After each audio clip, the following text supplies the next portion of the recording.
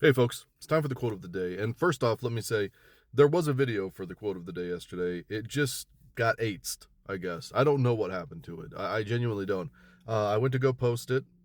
I was dozing off a little bit as I did it because I had already recorded it a few hours before.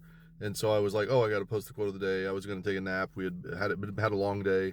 And so I went to go post it. And when I did, my hand on the phone, it kind of dropped it.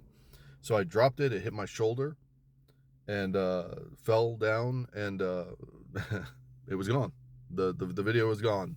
And at that point in time, it was a little too dark outside for me to record it again. And honestly, it's hard for me to record quote of the day videos twice. So I just don't feel the quote. Once I do the video, I kind of let it go. I don't really feel it again. So it's hard for me to do it twice. So anyway, that's what happened yesterday. It was there. I definitely did the video, so I'm going to count that.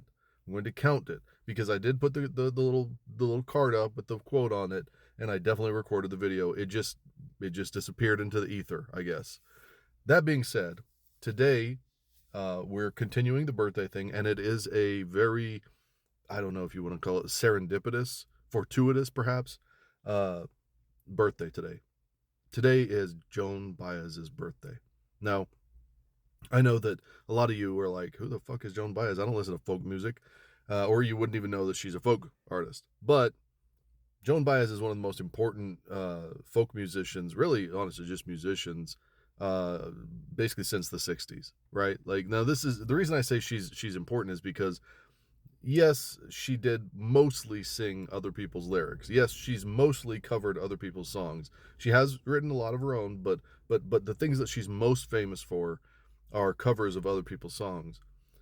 But she absolutely, without a doubt, is one of the most inspirational songwriters and singers, really singers, since she opened her mouth. Really, to give you an idea, she was instantly famous. Like she released her first album, and first of all, there was already talk around like Greenwich Village and things like that in New York.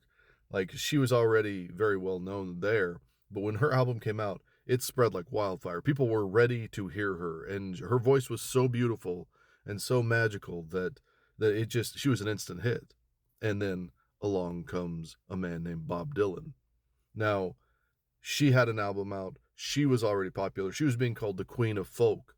Now, if you saw the biopic that came out last year, A Complete Unknown, then you already know the story.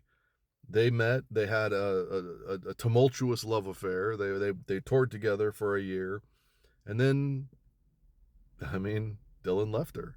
Dylan basically ghosted her, and uh, and it broke her for a little while. Like she tried really hard. She loved him dearly, loved him dearly.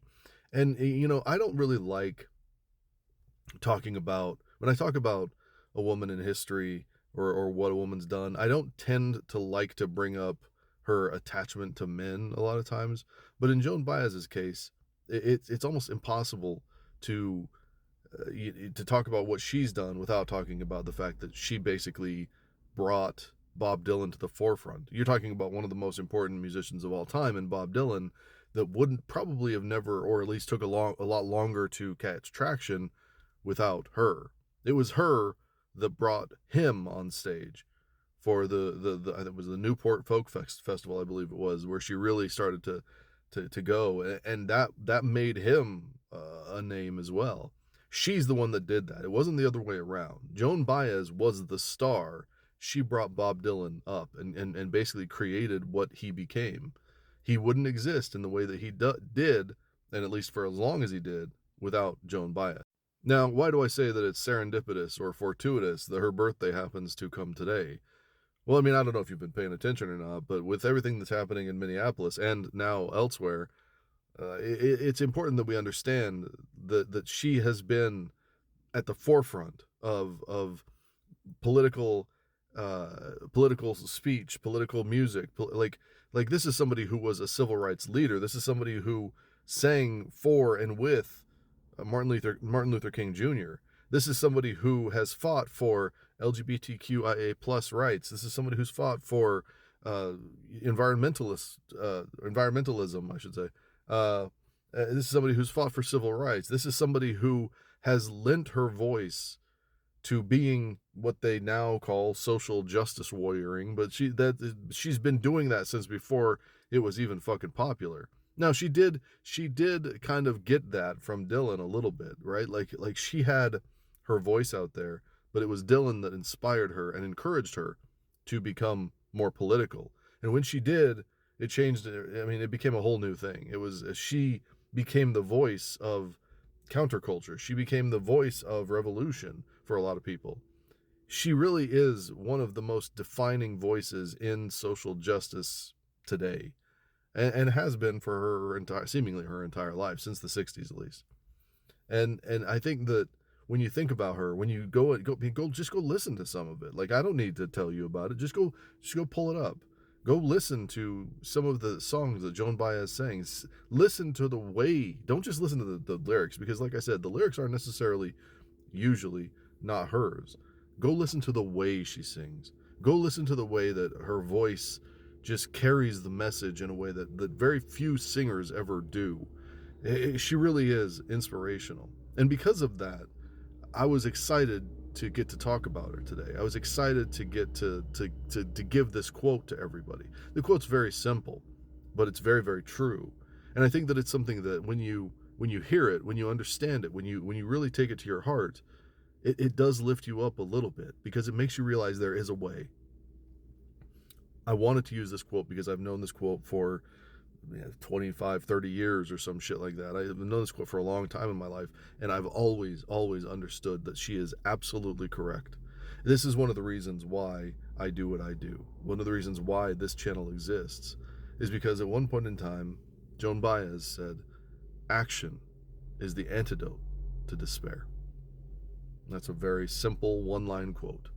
It doesn't get simpler than that. It doesn't get more clear. It doesn't get more concise. Action is the antidote to despair.